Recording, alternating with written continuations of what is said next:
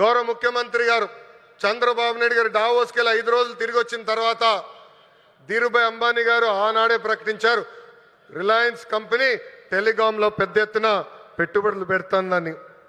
అంతేకాదు చంద్రబాబు నాయుడు గారికి నమ్మకంతో ఆనాడు ధీరుభాయ్ అంబానీ గారు టెలికాం రంగంలోకి అడుగుపెట్టారు.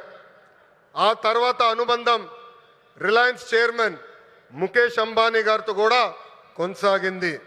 ప్రజాప్రభుత్వం ఏర్పడిన తర్వాత నేను ముఖేష్ అంబానీ గారితో అనంత్తో అదేవిధంగా వేదిక పైన ఉన్న Reliance industries executive director PMS Prasad గారిని కలిసి ఆంధ్ర రాష్ట్రంలో పెద్ద ఎత్తున పెట్టుబడులు పెట్టాలని కోరటం జరిగింది. వాళ్ళకి ఒకటే చెప్పా, Andhra Pradesh is of doing business కాదు, స్పీడ్ ఆఫ్ డూయింగ్ బిజినెస్ ఏంటో చేసి చూపిస్తానని హామీ ఇస్తాం జరిగింది.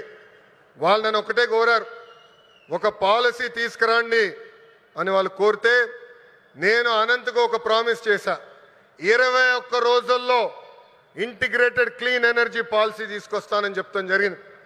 వేదిక మీద ఉన్న గొట్టపాటి రవి గారి నాయకత్వంలో విజయానంద్ గారు నేను అందరం కలిసి 30 రోజుల్లో ఈ పాలసీ తీసుకొస్తాం జరిగింది. పాలసీ తీసుకొచ్చిన తర్వాత నేను రవి అన్న కూర్చుని మొదటి 100 ప్లాంట్లు మన ప్రకాశం జిల్లాకి తీసుకురావాలని నిర్ణయిస్తాం జరిగింది. నేను చెప్పాను, పాదయాత్ర నాలో చాలా మార్పు తీసుకొచ్చిందని. నా ఇప్పుడు కూడా బాగా గుర్తు, ప్రతిరోజు 15 నుంచి 20 కిలోమీటర్లు